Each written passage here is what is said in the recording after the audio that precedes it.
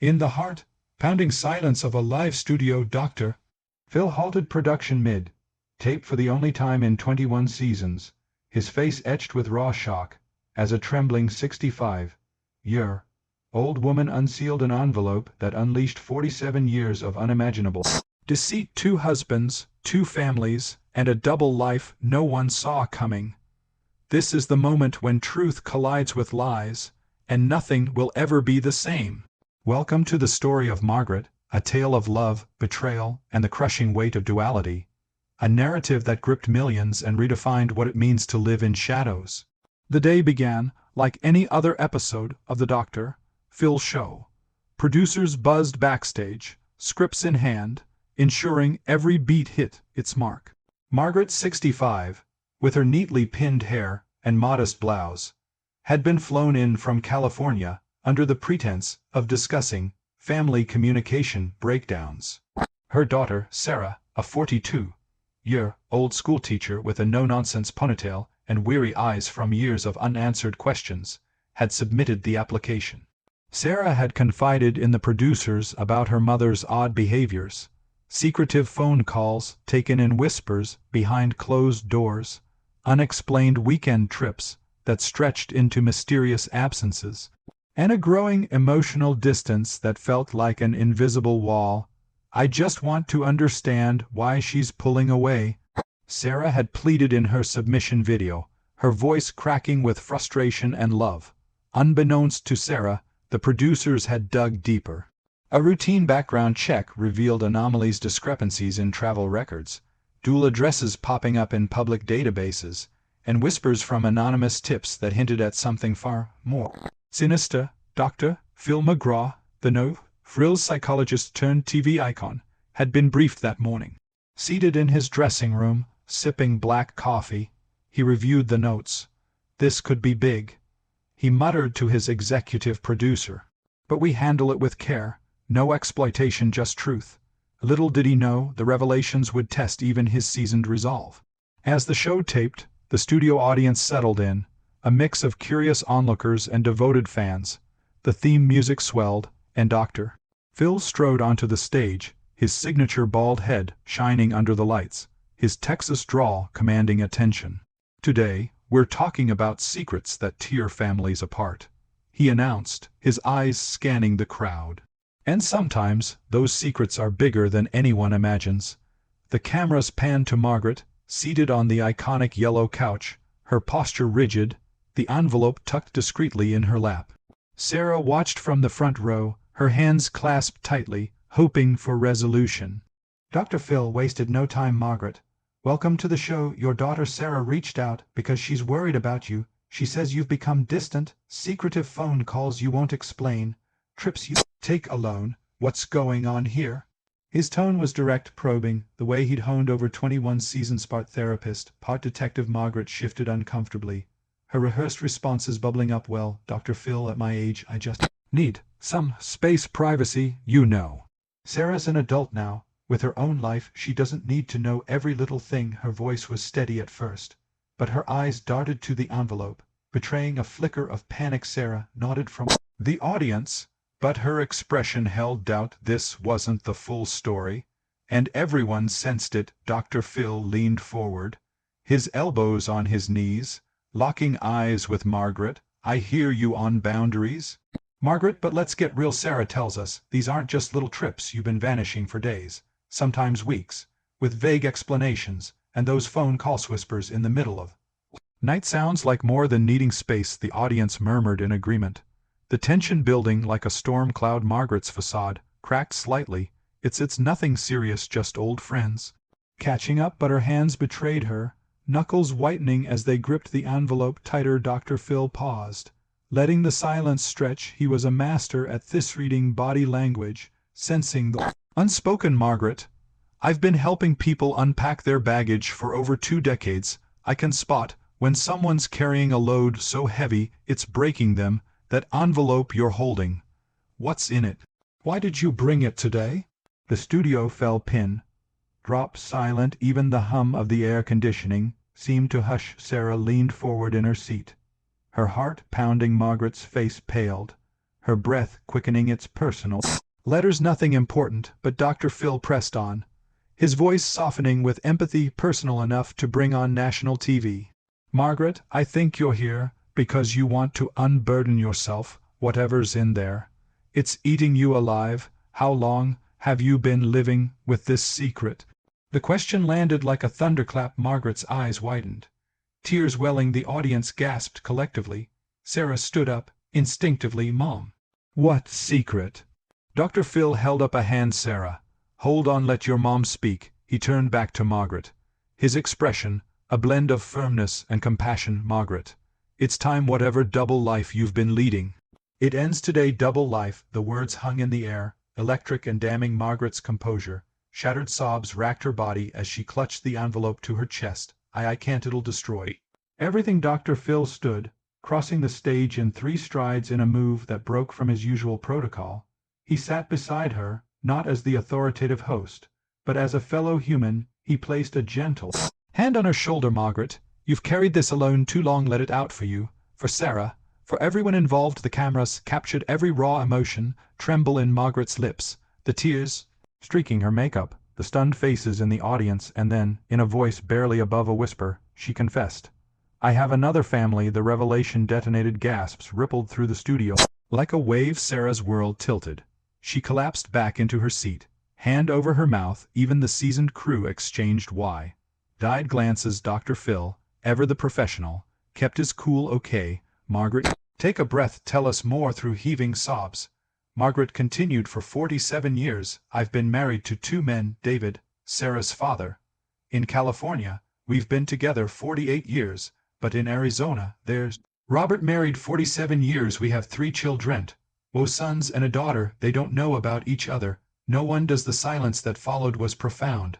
A vacuum of shock. Dr. Phil's brow furrowed, genuine surprise flickering across his face before he masked it. Hold on everyone, stop rolling. He signaled to the control room, standing abruptly. I need a moment with production. The red lights on. Cameras blinked off for 3 agonizing minutes. The studio sat in limbo. Margaret wept quietly, head in her hands. Sarah stared blankly, her mind racing through childhood memories now tainted with doubt. Whispers erupted among the audience. Is this real? How is that possible? Backstage, Dr. Phil huddled with producers. This is bigger than we thought. We need legal on stand. By therapists ready. No sensation. Elizabeth, these families imploding. When taping resumed, Dr. Phil returned. His demeanor shifted to full intervention mode. Margaret, before we go further, does anyone else know Robert? Your Arizona kids? She shook her head, mascara running. No, Robert thinks I'm visiting my sister. The kids, they call me Mom. They have no idea about Sarah or David. Dr. Phil nodded slowly, processing. And this envelope? Margaret hesitated, then handed it over with trembling hands. Letters, hundreds of them, written over the years to both families. Apologies, I never sent explanations. I couldn't face. Dr. Phil opened it carefully, pulling out a stack of yellowed pages. Dates spanned from 1978 to just weeks ago. He selected one, reading aloud in his steady baritone. Dear David and Sarah, I never meant to hurt you. Started innocently. A job in Arizona. Meeting Robert, I fell in love twice. I built 2 worlds. But every day, the guilt consumes me. Please forgive me for the lies. The words echoed, raw and poignant. Tears glistened in Dr. Phil's eyes, a rare crack in his armor. The audience was spellbound.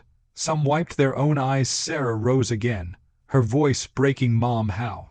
Why? Dr. Phil motioned her on stage. Come up. Sarah, this is your moment too. Sarah approached, legs unsteady, standing before her mother. All those trips you were with them. Another family? Margaret nodded, reaching out a hand that Sarah didn't take. I love you, Sarah. That was never a lie, but I was young. Foolish. David and I married right out of college. Then the job transfer meeting. Robert felt like fate. I tried to end it, but I couldn't choose, so I didn't. Dr. Phil interjected gently. Margaret, do you see the damage? Not just emotional. Legal. 2 bigamy's a crime. These families deserve truth. I know. Margaret whispered, I'm ready to face it. The segment paused for a commercial break, but off air, Dr. Phil sprang into action. He coordinated with his team. Therapists on speed dial, legal advisors consulted discreetly. This isn't ending here. He told Margaret, we'll help you tell Robert. Set up counseling for everyone. When they returned, Dr. Phil addressed the camera directly. Folks, This is real life, not scripted drama. Margaret's story shows how one choice snowballs into a lifetime of deception. But today marks a turning point. Sarah, now seated beside her mother, spoke through tears. Who am I, Mom? If our life was half a facade, Margaret cupped Sarah's face. You are my daughter. Fully loved the memories, birthdays, the hugs, the laughter. Those were real. The lie was mine alone. Dr. Phil rapped the segment with wisdom. Truth doesn't always free you instantly. It's the start of hard work, Margaret. Sarah, we're committing resources to your healing therapy, mediation. Support. The episode aired weeks later, exploding across social media. Headlines screamed, "Woman's 47-year double life exposed on Dr. Phil." Viewers debated, monster or misguided. Psychologists analyzed the compartmentalization, how Margaret juggled two identities, flying between states, maintaining separate calendars, bank accounts, even holiday traditions. Flashback to how it began. Margaret, born in 1960 in a small Midwest town, was the epitome of the American dream. Valedictorian, cheerleader. She met David at UCLA in 1977. He was studying engineering. She business there. Wedding in 1978 was picture perfect. White dress, church bells, promises of forever. Sarah arrived in 1983. A bundle of joy cementing their suburban bliss in Orange County. But fate intervened. A promotion sent Margaret to Phoenix for what was supposed to be a 6-month project there. At a corporate mixer, she met Roberta, charismatic architect with kind eyes and a laugh that warmed her. One coffee date led to dinners, then passion. It was supposed to be a fling. Margaret later confessed in therapy, but love doesn't follow plans. She returned to California. But the pull was magnetic. Week and business trips became routine. In 1979, she married Robert in a quiet Vegas ceremony, forging documents to hide her existing marriage. The Arizona life bloomed. A cozy ranch-style home, son Michael in 1981, daughter Emily in 1984, son Jason in 1987. She balanced it masterfully, alternating holidays, fabricating work excuses, even sinking illnesses to avoid suspicion. Yet the toll mounted. Insomnia plagued her. Guilt manifested in migraines, anxiety attacks. The letters started as catharsis, poor, doubt confessions hidden in a locked box, then the envelope. Every birthday, every anniversary, I'd write, she explained, promising myself tomorrow I'll end it. But tomorrow never came. Sarah's childhood seemed idyllic. Beach days, piano lessons, family barbecues. But cracks appeared. Margaret's work calls from unknown numbers, her distant stares as Sarah grew. The questions multiplied. Why do you travel so much, Mom? Margaret's deflections grew strained. The breaking point came in 2025 at 65. Margaret's health faltered. A mild heart scare during a flight. Lying in a hospital bed, she realized the envelope couldn't stay sealed. When Sarah suggested Dr. Phil, Margaret agreed, seeing it as her forced reckoning. Post-episode, the fallout was seismic. Dr. Phil's team facilitated the call to Robert over speakerphone. Margaret's voice quivered. "Robert, I have to tell you something." His initial confusion turned to rage, then heartbreak. "How could you?" he thundered. Hanging up divorce papers followed swiftly. The Arizona children reacted variably. Michael, the eldest, cut ties immediately. "You're not my mother anymore." Emily sought answers, attending joint therapy sessions. Jason, the youngest, oscillated between anger and pity. David, Sarah's father, learned via a producer's gentle call. The man who'd built a life with Margaret collapsed in shock. 48 years, a lie? Therapy helped him process, but trust evaporated. He filed for divorce too. Though amicably, Sarah navigated her own storm. Intensive sessions unpacked her identity crisis. Was any of it real? She'd ask. Her therapist affirmed, "Your experiences were genuine, and the deception was hers." Slowly, Sarah rebuilt, even tentatively connecting with her half-siblings via mediated calls. "We're all victims here," she told Emily in one emotional Zoom. Margaret, now single and in therapy, lived in a small apartment, attending weekly sessions. The relief is immense. She admitted no more lies, but the pain I caused, it's my cross to bear. She volunteered at a crisis hotline, channeling her story into helping others with secrets. Dr. Phil followed up in a special episode. 6 months later, Margaret appeared via video, composed but scarred. "I destroyed lives, but honesty is my redemption." Sarah joined in studio, hugging Dr. Phil. "You saved us from more lies." The legacy endured. The episode sparked